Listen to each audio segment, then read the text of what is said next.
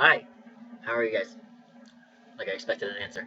Um, yeah, it's been a bit again, but it's Dylan here, and what I'm going to talk about today is coming out in a few short words, a little bit briefer than I'd like to, but I blabber incessantly. So, um, a lot of us being trans, we've had to come out twice or more, and that's just in terms of coming out first for most of us.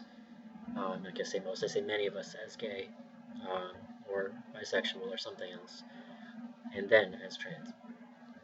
Um, and that is usually the bigger coming out process where we think of our families, friends, the people that are really close to us and are important to us. And those are tricky times and they're big moments. But what a lot of people don't realize is that coming out as a transgender person, you don't stop. In general, you really don't get to stop as a gay person, but you don't face it on the same level. Um, it's a daily occurrence, if not more often for me, having to come out in small ways, whether it be when I go to sign up for a class or apply for a job and I have to put different names down, and then there's these awkward phone conversations from recruiters. Anytime somebody calls asking for me about a bill, I want to go to the doctor, when I go to the gym, I pay with a credit card, anything. Um, Even the receptionist in the room, everybody gets to know, and I don't have a choice in that matter. So I've had to learn how to deal with that, and it's a lot harder to deal with those on an ongoing basis once everyone in your family or your friends are pretty much comfortable, because you forget, you become kind of complacent, and then you may or may not be able to deal well with people who don't understand or have never come across a transgender person before. So I've learned a couple neat tricks, and I'm sure we all have our little stories.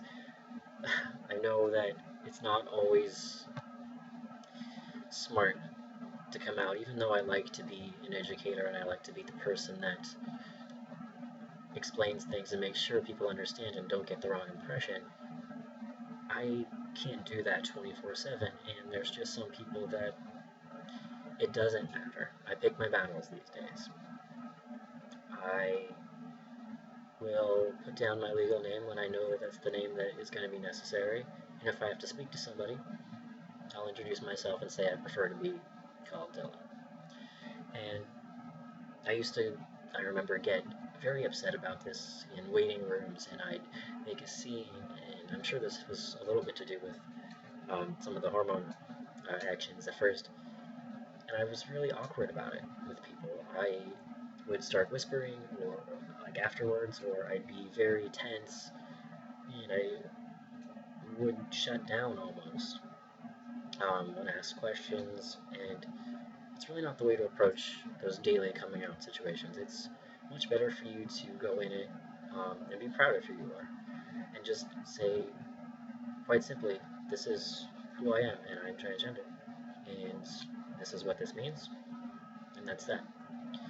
Now, if people have further questions, it's up to you then, if you want to answer them.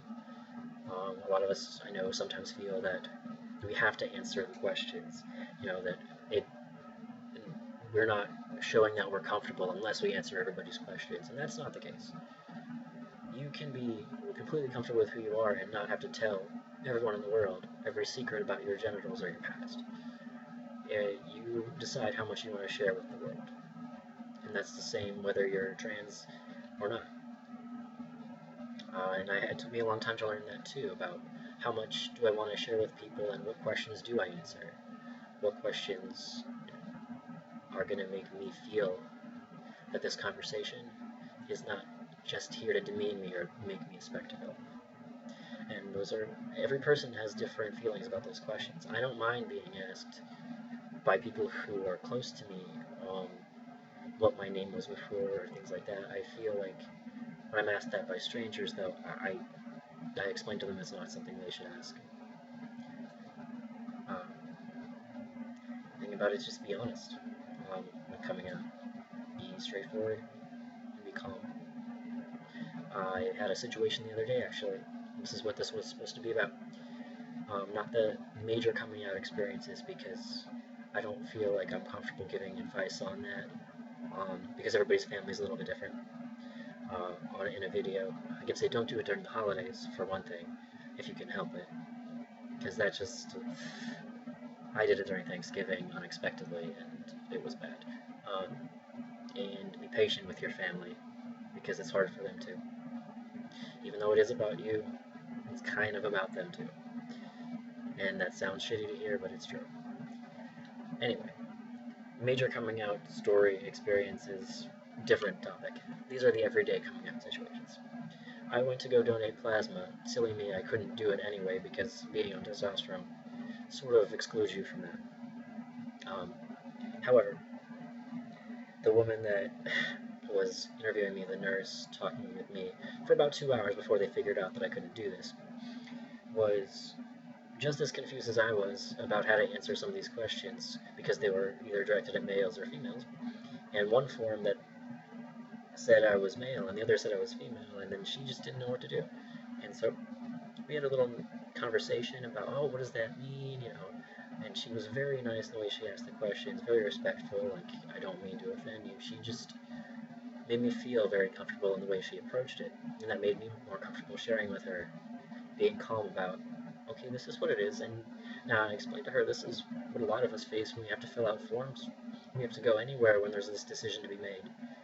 And you would think that in a medical facility, especially that, and especially something where you screen heavily for, HIV and AIDS and hepatitis, things that really you'd think you'd see a lot of trans people, or at least some. So it surprises me that forums like that don't have the checkboxes that are appropriate, or training for the people that work there on how to deal with trans individuals. And I know it's shouldn't be as surprising to me that this isn't the case, but it's a little disconcerting. And I think she really is one of those people that is now going to understand the world a little bit differently. And I like those kind of interactions. These small coming out interactions for me are about picking the right people to have those interactions with, instead of trying to convert every single person I meet and fight battles that I know I'm not going to win, or that are going to take too much of my energy away from me. And that is the kind of positive experience that I want to keep having passed along. This is why I do what I do. That's why I make these videos. That's why I put my face to this. Because I'm a real person, and I don't hide it. It's on my resume that I worked for Trans Pride. I am very open about everything I do, even my stage performance.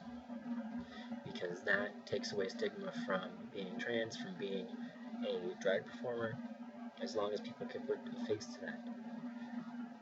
So that's everything I have about my little 2 cents on that. And if you guys have any other cool stories you want to share with me, just either post a response video or let me know. I always like to hear how those little conversion stories. So have a good night, and I'll talk to you guys soon.